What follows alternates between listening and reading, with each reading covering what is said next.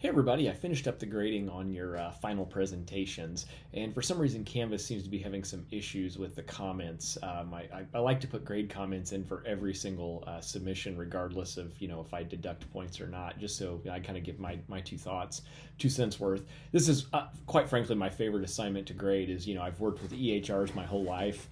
I give this assignment to classes other than the DOs, to my traditional healthcare MBAs as well.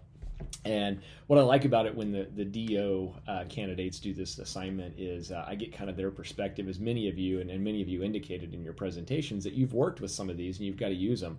You'll use many more, especially as you get into year 3 and year 4, then of course into residency and that sort of thing. So I'll continue to get feedback from you guys on that, and I encourage you to do that as you get out in your rotations and in residency. Feel free to reach out to me if you want to gripe or complain or talk about EHRs. I've had the privilege of getting to work with just about all of them in some way, shape, or form. Again, sorry the comments didn't come through, but overall I was just incredibly pleased with the work and the effort I saw in this, and it seemed like many of you took the opportunity to kind of pursue and present on your favorite one, and that's what I wanted you to do. So probably to start with the negative, the biggest thing I saw that a lot of people left out was always be sure when you do a presentation like this that you put a slide at the end that kind of lists where your sources come from. When you're actually presenting this live, it might be something that you don't actually show. But what I have found, a little tip for you when you do presentations, I always try and think about who can poke holes in my presentation when we get to that Q&A, and I try and anticipate 2 or 3 questions that I'm going to get out of the audience. And I will make a slide after my conclusion and thank you slide that will start to anticipate some of those questions. And nothing will shut someone in the audience down quicker than you having a slide that addresses a potential question that they think they might come at you with. So I'd love to tell you it works every time. I don't always anticipate the questions correctly, but sometimes I do. So back to the EHRs. The EHR landscape has changed dramatically in the last several years, even more in the last 10 years. Take it up another level. I've been in this game for about 20 plus years now, and the metamorphosis that we've seen take place has been rather interesting. So as I shared with you guys early on, I started my career working for Cerner. I was writing EHR software. I was programming some of the EHR, specifically the medication dose and dispense software that would check for interaction, checking duplicate therapies, allergies, all that sort of stuff, which taught me a lot as a technical guy. I learned a lot about drugs and different interactions and how it all worked together. So for the longest time, Cerner and Epic were the 2 big power players in the EHR space, and probably the next biggest one kind of on the perimeter was probably Meditech. And the reason Meditech has continued to hold on to such a decent population of the market share is simply because of one hospital system, and that's HCA.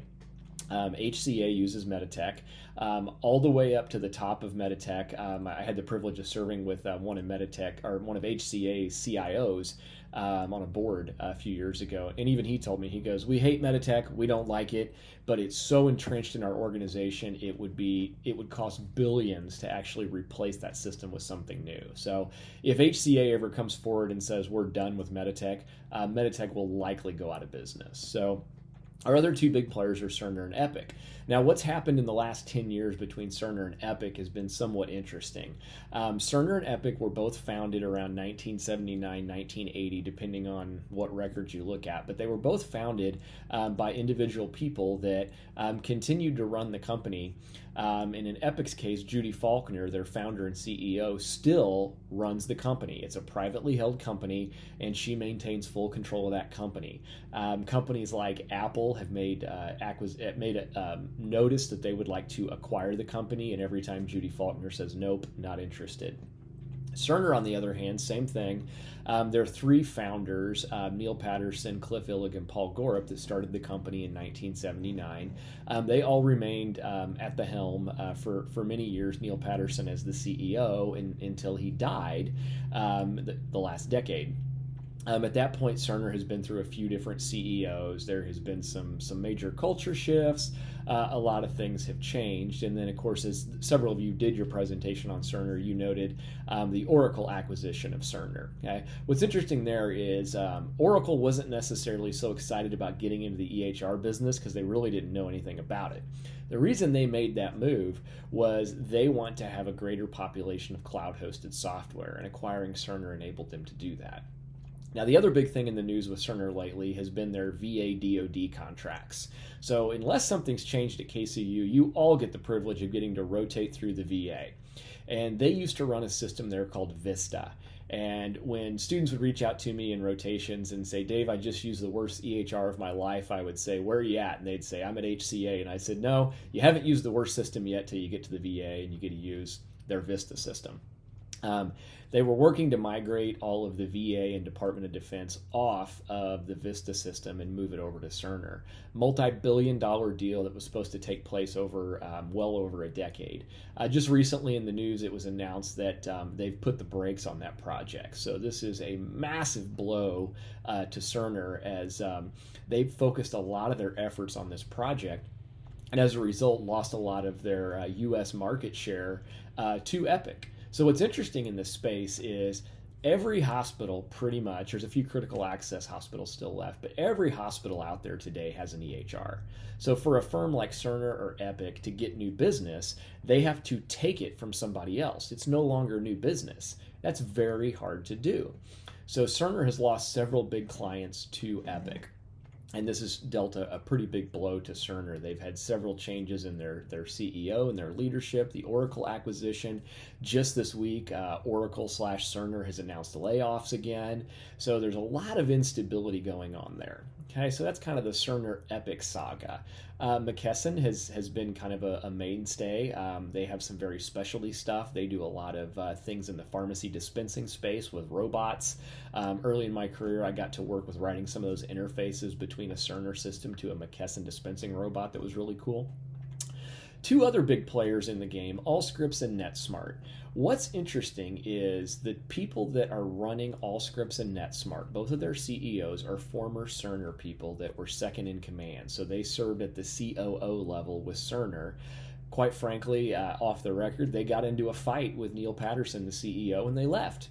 And they both landed as CEOs of other big EHR firms, Allscripts and NetSmart. GE continues to be a big player. GE's biggest contribution to the EHR space is mostly in the radiology space. They do other things, but radiology is their bread and butter. They were kind of credited with creating the PACS system, PACS, Picture Archiving Communication System, in English, digital x-rays. Okay. Athena Health is another one that has continues to get some attention. They have some market share out there. Dr. Kronos is another one. They actually offer a free version. While it is free, it's very, very difficult to configure. So what typically happens is you get software licensing for free, but you need to bring on a consultant to figure out how to configure it for you. Okay. Another one that one of you did that I was very surprised by that I've had some exposure to and have had the opportunity to work with one of their founders on a few different times is Atlas MD.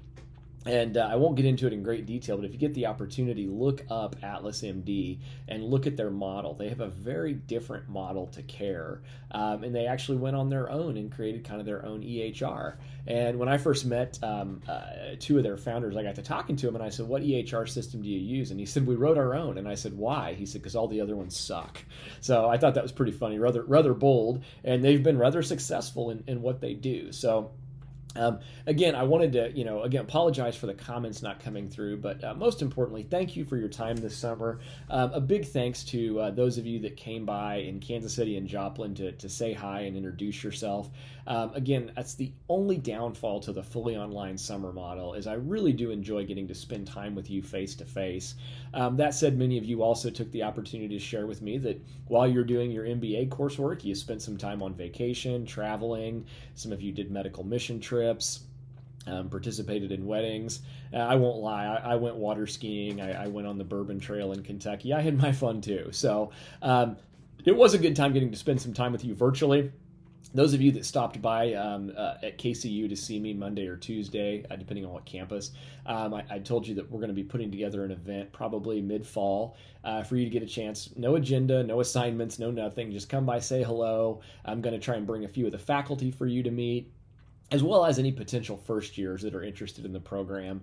And, I talk to them a lot about the program and how it all works, but what's really more valuable is you sharing your experience. And I want to encourage you to be candid with that. I know everything is not perfect, and there's some parts of it that you probably didn't care for. And feel free to share that as well, okay? And again, I'll invite you one more time. Feel free to share your feedback directly with me. I'm submitting final grades right now, so if you weren't comfortable sharing that feedback until the final grade went in, I completely understand.